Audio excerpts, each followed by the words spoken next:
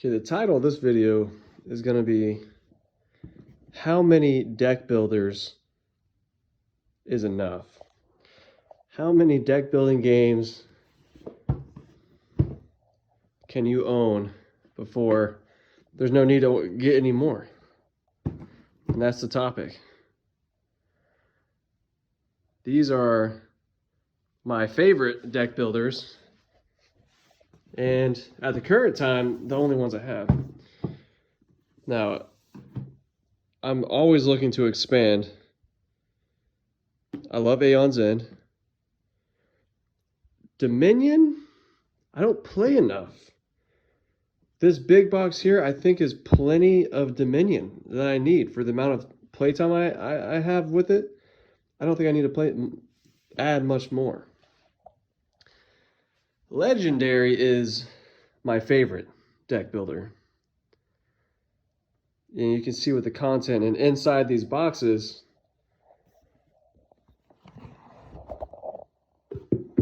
are all the expansions I have. So each box is going to be pretty full, if not full. I think I've got a total of 19 or 20 expansions with the Legendary system. It's just so fun. And I love the art. The art is what sells it to me. My gosh.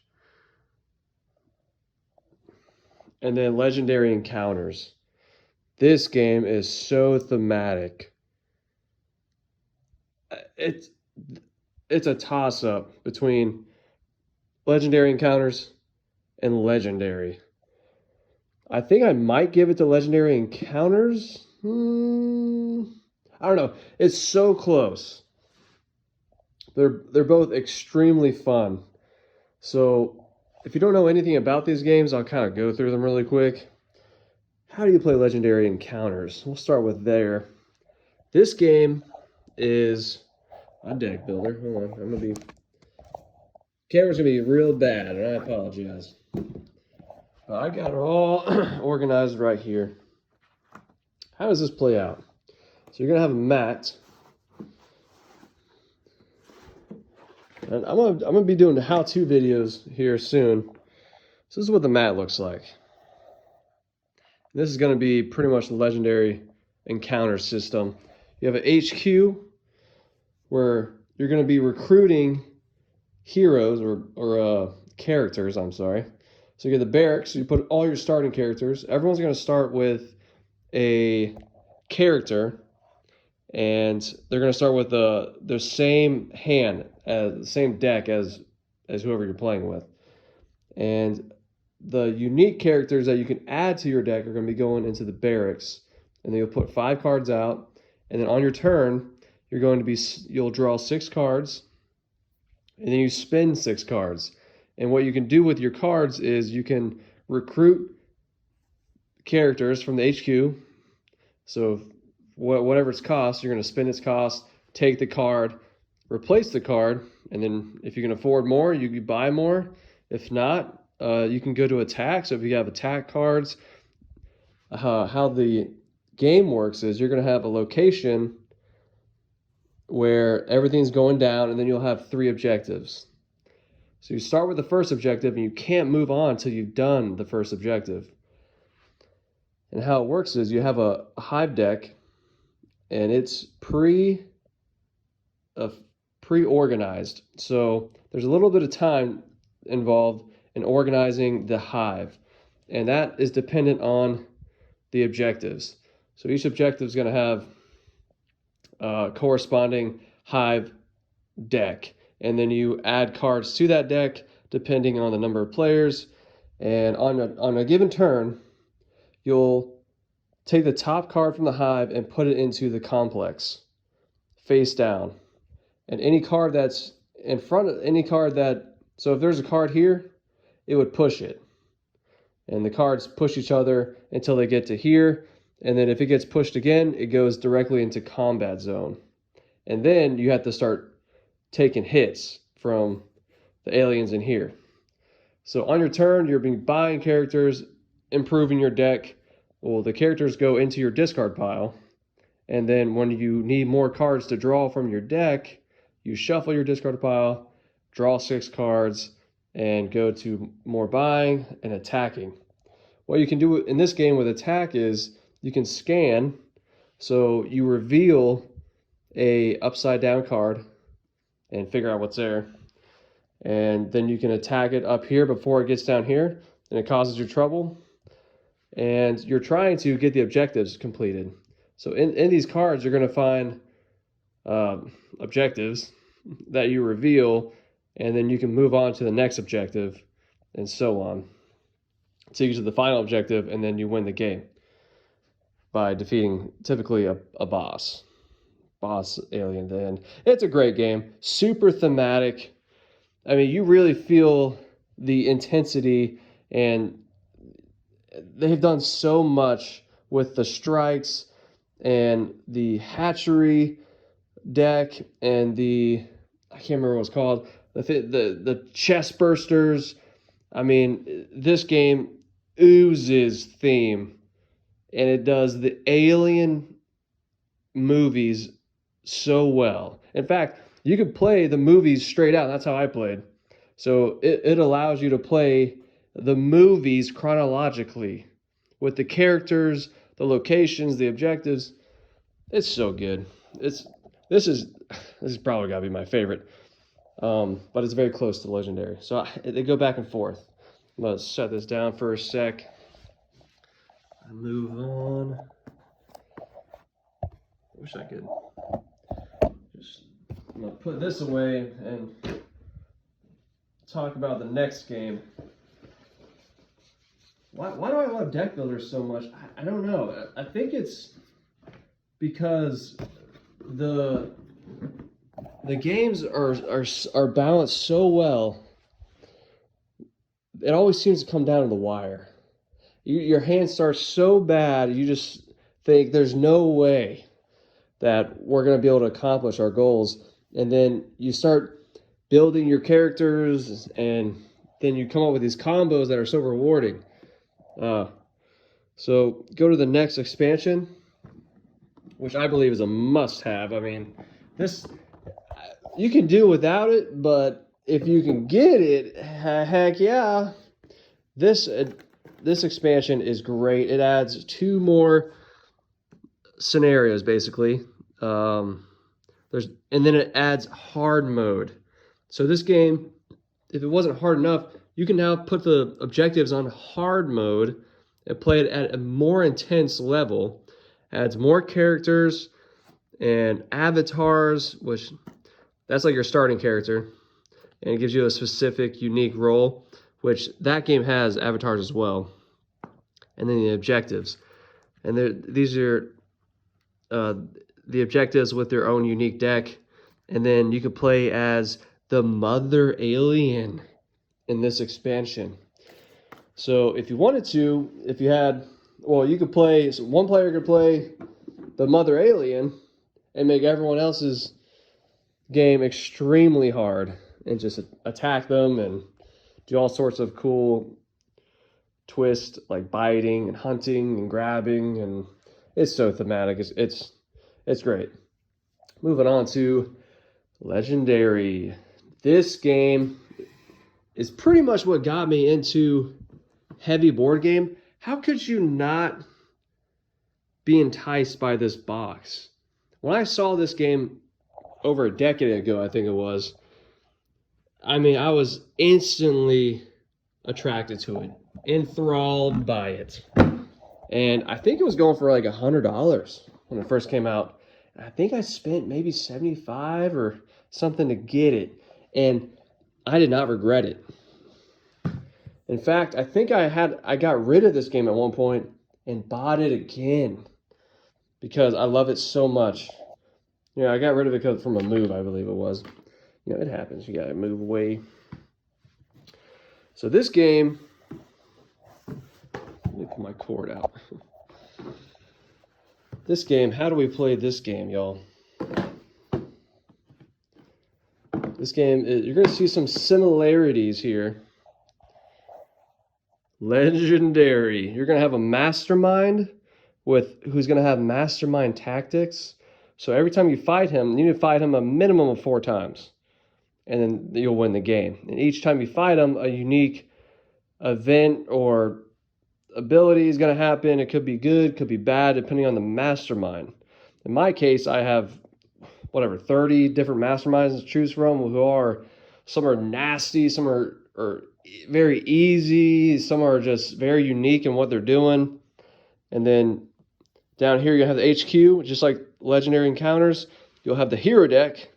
So you start with how the game works is you get yourself a scheme, you get yourself a mastermind. The mastermind has certain villains that it always has in its villain deck. So you create the villain deck, which is, it'll tell you right here how to do that. It's very simple. And then you get 5 heroes, and you create the hero deck. And then you lay out 5 cards, 1, 2, 3, 4, 5. You got your shield officers, which are just good for buying. Wounds, which just muddle your hand and your deck. And bystanders, which give you, sometimes the villains take the bystanders. It's kind of thematical, not really. I mean, some different schemes. The schemes are the juice of the game. The schemes just totally twist the game in so many different directions. If you see here in the box I have, this is the core box. I put all the schemes together right here. Look how many different schemes there are in this game. These are all schemes. What is a scheme? We'll just look at the top one. This is how you set the game up. So in this particular scheme, smash 2 dimensions together. This is from the Secret Wars Volume 1. So set up 8 twists, add an extra villain group, put the villain deck on the bank space. Ooh, special rules. The sewers and bank do not exist. So the city's only 3 spaces. Just that alone changes the game entirely. So the gameplay is on your turn. The first thing you do is flip over the villain deck. And then if there are cards that it hits, it's going to push it. And then eventually villains will be pushed and escape out. And escape villains cause all sorts of problems. They KO heroes, or you lose cards from your deck. Or, different schemes or masterminds might have effects. And in this case here, it's only 3 spaces. So you can imagine how quickly villains are going to be escaping. There is a parallel dimension with 3 city spaces above the main city. Whenever a villain enters the city, the current player chooses which city it enters. Okay, so there's kind of like 2 cities. Interesting. So twist 1 to 7, play 2 cards from the villain deck. Ooh. And twist 8, all villains in both dimensions escape. Evil wins when 10 villains escape. You can imagine how tight of a game this is going to be. Ooh. So 8 twists. What is a twist? Twist goes into the villain deck. You shuffle everything in. All the villains. You're going to get a couple bystanders. So depending on your player, you got 2 players, which I do not recommend legendary for more than 2 players. That is the ideal count.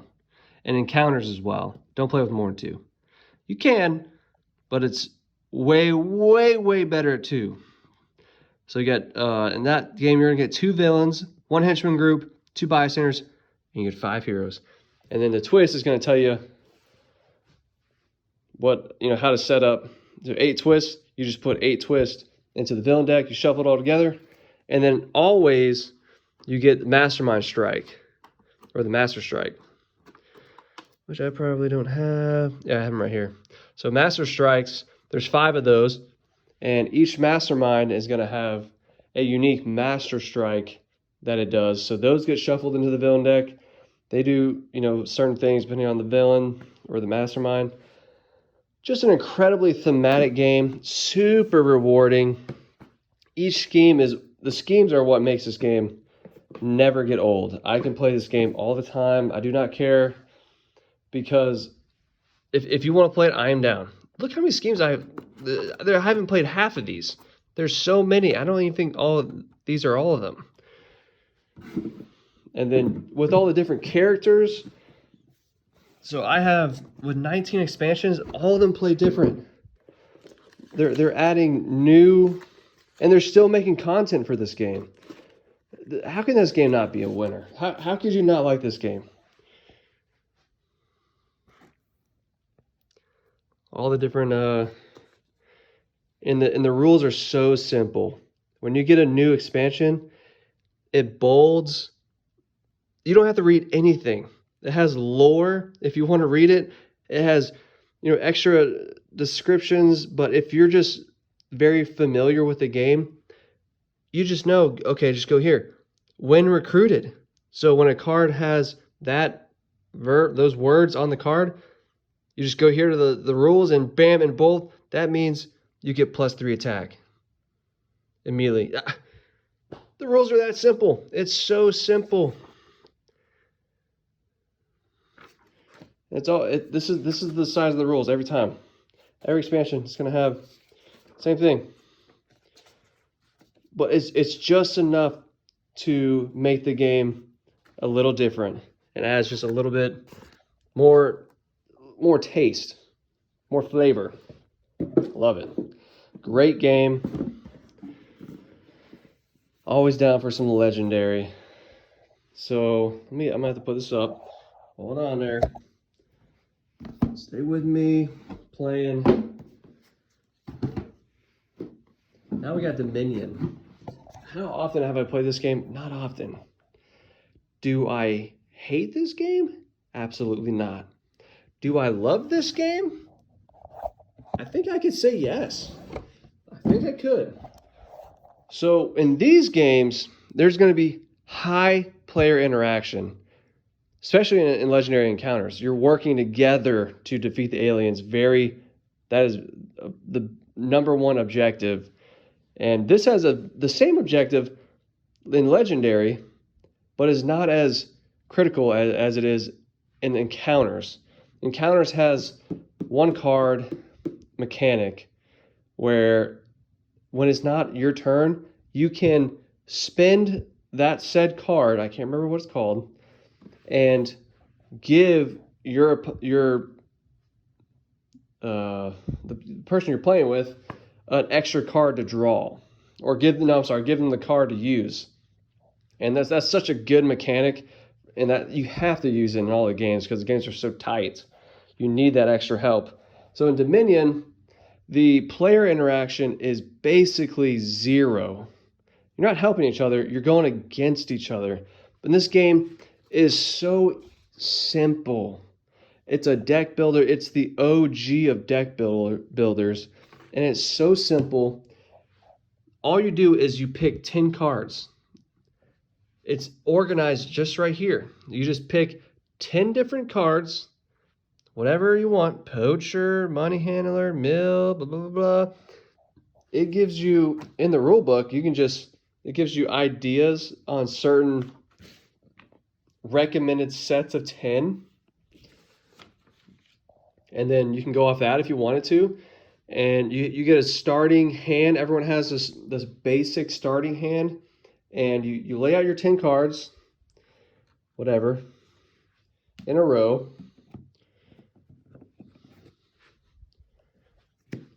You lay them out, and then how the game works is you just spend your money to buy a card, but you need an action. So this one in the particular case is you may trash a copper from your hand for +3. Ooh, that's a really good card. All the cards do different things. The game ends when 3 decks, this is considered a deck, run out. And then whoever has the highest points wins the game. I mean, it's just such a simple game. You choose 10 cards, 10 small decks. You lay them out in front of you. And then, looks like something like this. You're taking 10 decks, and then you'll put the copper, the silver, and the gold, and then the duchies, which are the points. So at the end of the game, these are the worth points. Now, if you gather these during the game, they don't do anything for you. But at the end of the game, they get you points. So you're trying to... These are the cards that give you the actions and the money in order to buy the points. So my particular strategy is always to build up high draw card value and money And then when I feel like the game is about to end in the last 2 turns, I spend it all on points. And it's just fun. It's a very strategic game. But like I said, there's zero interaction with other players. You're just strategizing. You're reading the cards and trying to figure out the best cards to put in your deck and make combos with and get rid of. And so you're not really working against each other, but not in like a blocking sort of way. Or the most you could do is when a deck is getting low, you could possibly grab the last cards to end a game really quick, or not grab a card or to extend the game.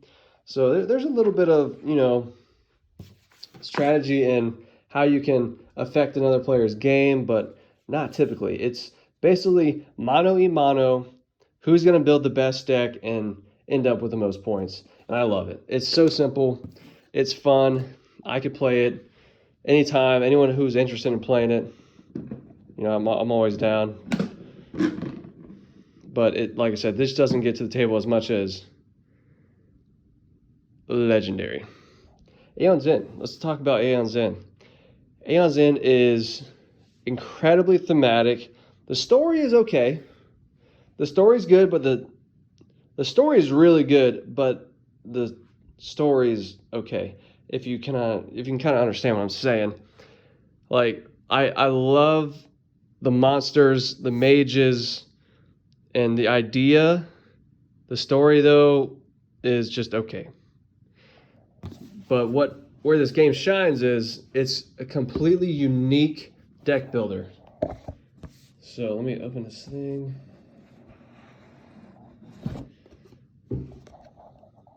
So most deck builders, you have a starting hand, just like everyone else, same weak hand, and then you spend your hand to fight opponents or bad guys and hire better cards. And then when you need to draw more, you shuffle your discard and draw more. And the better cards you acquired are now in your main deck, but not in this game.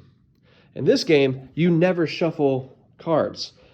What you do is you take your cards, you acquire more, you put them face up in your discard pile, and then when you need to draw more cards, all you do is take your discard pile and flip it over, and it becomes your deck. It's so simple. The art is incredible. I love the art in this game. Like, look at that. Like, yeah, I want to beat this guy. And it has lore. This game is so good. I want more expansions of this game. The monsters are incredible. They're unique. They play very different and have different difficulties involved. And that's what makes this game fresh every time you play it.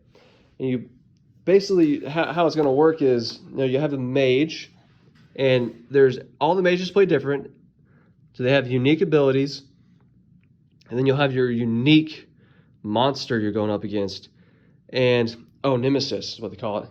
I love this game as well for a certain mechanic here. So this is turn order cards. So the turn order is, it's, I can't think of words here, determined by these cards. So depending on the players you have, so you have 2 players, you'll have 2 number 1 cards, 2 number 2, and 2 Nemesis cards. You shuffle them all together, and then you flip, and that's going to determine who's going. So you don't know if you're going to be going 2 times in a row, or you might end up going 4 times in a row. If you go at the end twice, shuffle the cards, and then go twice again, or maybe the Nemesis might go that many times in a row. So you don't know what to expect from turn to turn, what could happen. And so as a mage, what you're trying to do is open up your breaches. So they start closed above your character, and you're trying to unlock them so you can put out these powerful cards to go up against your nemesis or the nemesis. And you're getting rubies that give you money. I mean, I miss this game. I haven't played it in a while. I love it though. The art, I love the art. Art sells any game for me. But Aeon's End, the gameplay is good. It's so good. Just like Legendary Encounters and Legendary, the decks are pre-built. So you'll pre-build the deck, so that takes a little bit of time. And then, for setup and for tear down, I think the fastest game to the table is Dominion. There's no shuffling involved or anything. You just set the decks out, and then when you're done, you put the decks away, I suppose. You organize them and whatnot. But in this particular case, it takes a little more time to organize and get the specific cards, and that's why they have these really good organizers that come with the game. So you didn't have to buy this. I wish Legendary did that. These are perfect, and they're high quality. They come with art on it. This game is such a good value. Just looking at this game, I want to buy more. I'm telling you. I've got 2 of these, and like I said in the beginning, how many deck builders is enough? I don't think there is a number that would be enough, because the content is always fresh. You just keep getting more, and they play so different, and I love the gameplay, and always getting fresh content for these. I'm trying to get more for these at a better price than what I'm seeing it at. It's not too expensive, but I'm just trying to save a buck, save up for these, which are a little more expensive. All right, guys, I'm gonna cut it there, but let me know what you're thinking. Leave some comments and subscribe, and tell me what you think. What games I should add for deck builders, or what you think is enough. How many games of this genre is enough? All right, thanks, guys.